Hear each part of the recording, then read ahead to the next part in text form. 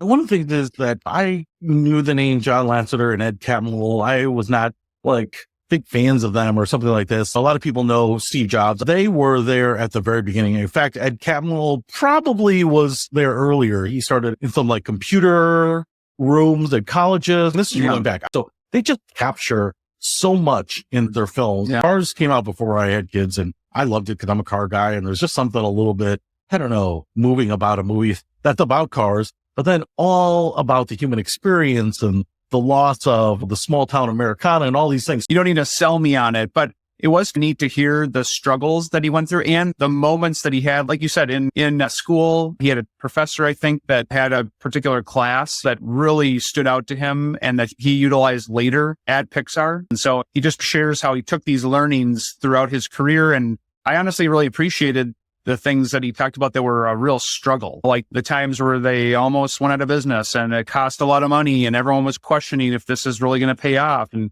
they shut down some movies and totally. And the fact that Steve Jobs, I think, had to personally fund Pixar or the old Pixar or whatever it was. There was some point where Steve Jobs was like 54 million or something in on it. And he was bought in, but that was like pretty substantial part of his wealth and at the time, and how it was a little bit of just dreaming and hoping that this is going to actually work out, that the process is going to work out. And of course it did, but I'm sure in those moments, it was really hard to know. Yeah, a number of things, and I might not have the numbers perfectly right,